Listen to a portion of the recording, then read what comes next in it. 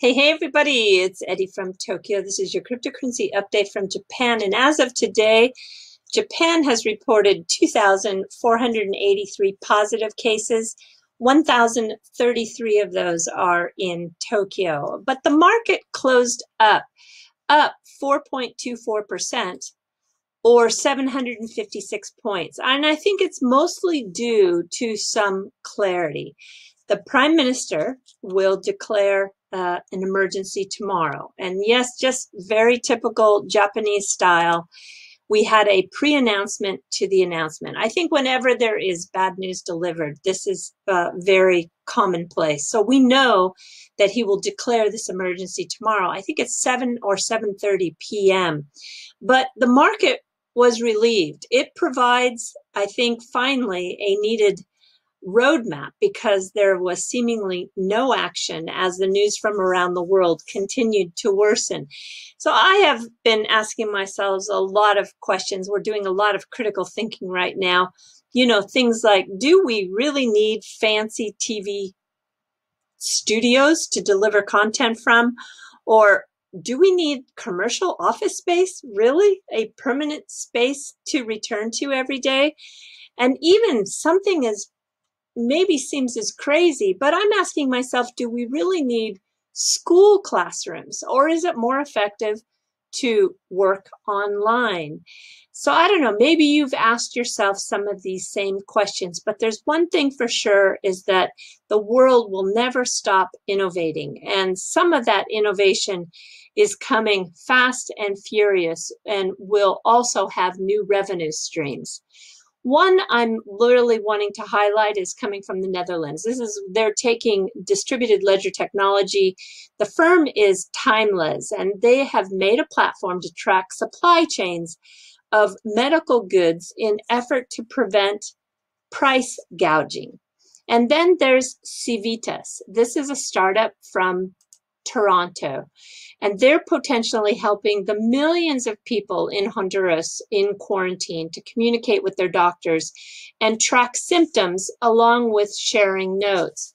And then another one is coming from the UAE. This is the Ministry of the Community Development, and they have begun relying on the use of digital identity through blockchain to all workers, allowing them to stay sheltered in place, work from home, but also process certificates and documents. So all these innovations are very interesting, and they're going to leapfrog into new businesses with new revenue streams. So sticking to clarity and new business, Japan is in the middle of experiencing both as well. Starting May 5th, clarity for crypto assets will come in the form of some enhanced regulations. So the new laws are expected to greatly help the world of crypto assets in the way of maturing. So strict, yes, but clear. The definitions are coming for payments, OTC trading, market makers, custody service, liquidity providers, and most notably, the tokenization of assets. You know, I've been listening to Tony at Thinking Crypto for, 2 years at least, and he's been talking about the tokenization of everything for well over a year, and he's right. So the clarity also that is coming is probably what Mr. Kitao of SBI has been waiting for in order to go live with ODL in Japan. I'm not positive, but I do think that is the case. So just when you thought that you were part of this elite group of early adopters, please don't get too comfortable because we are still going very fast. If you step off now, you may have difficulty getting back on. 2020 is set to be the year of the tokenized everything. And it's really a global phenomenon. This is going to disrupt traditional finance because it allows us to fractionalize ownership. And Japan is issuing its first tokenized bond this week with a maturity date of 3 months. The bonds will actually be on the Boostry platform, And in Germany, on March 5th, Bitbond is the first tokenized bond in Europe, and it's on the Stellar blockchain. No intermediaries, no financial institution in between. The tokens will be allocated via a smart contract directly to the Stellar wallet of the investor. However, in this article, it does cite that liquidity is still an issue. So let me take you to Securitize.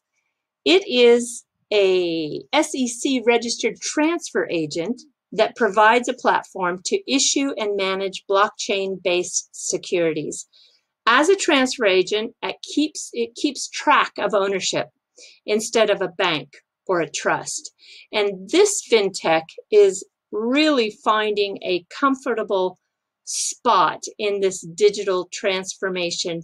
And it has investments from Ripple Xpring, SBI, Coinbase, the largest bank in Japan, MUFG, and Santander, just to name a few.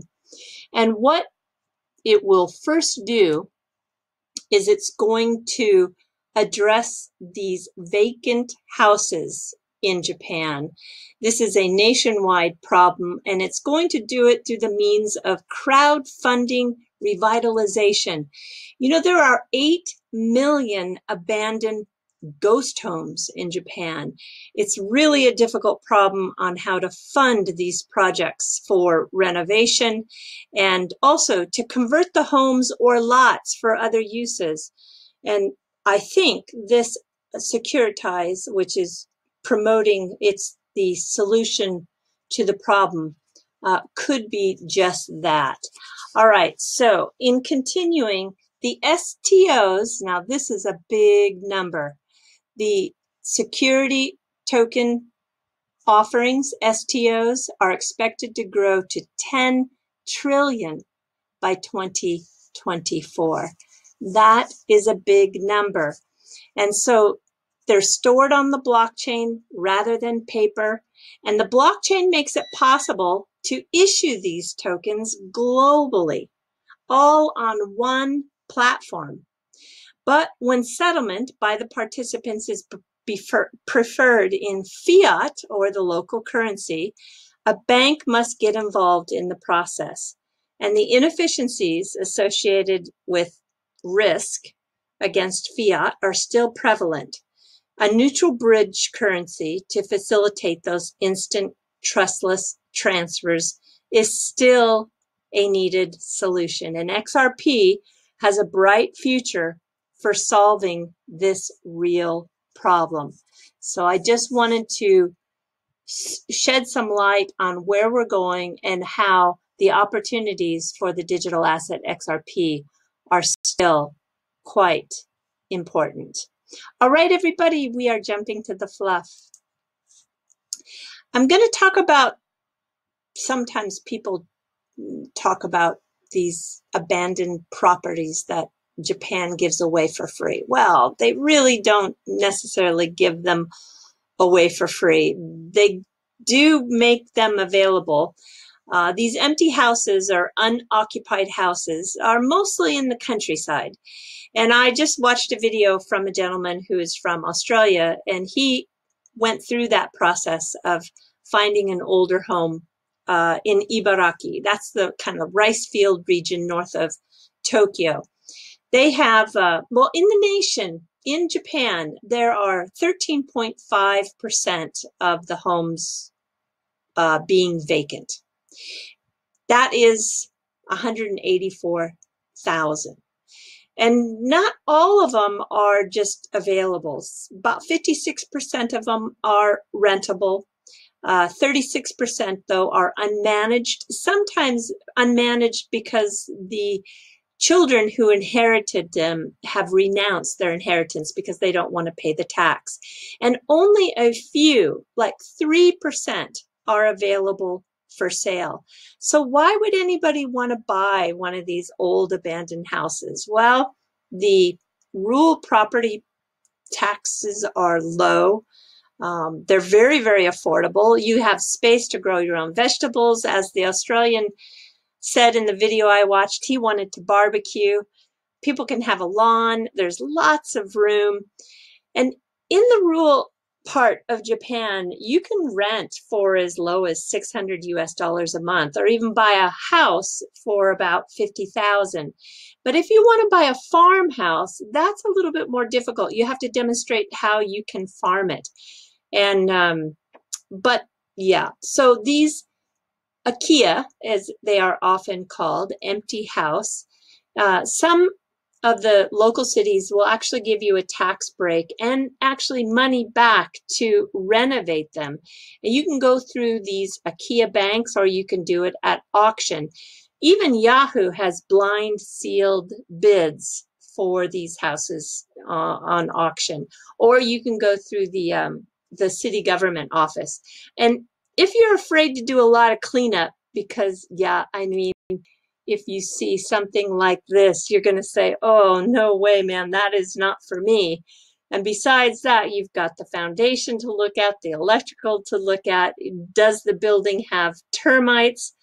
But if you like to do a little hands-on remodeling, you might find something available like this, or in particular, you might find these really fantastic, wonderful old Japanese farmhouses called minka. They are fabulous. They take a lot of work, I know, but you can end up with something like this. This one is actually one that's been renovated in Kamakura, which is just south of Tokyo. Or you can end up with a room like this. I think it's a dream space. And the one I really wanted to show you, which I think is fabulous, is this one here. Look at those beams. Just fabulous, but they take a lot of work. So if this is something you dreamed about, well, you can explore by searching on the word Akiya, A-K-I-Y-A. And if you like the old farmhouses like I do, it's a minka, M-I-N-K-A. All right, everybody, do take care. Sayonara for now. Bye-bye.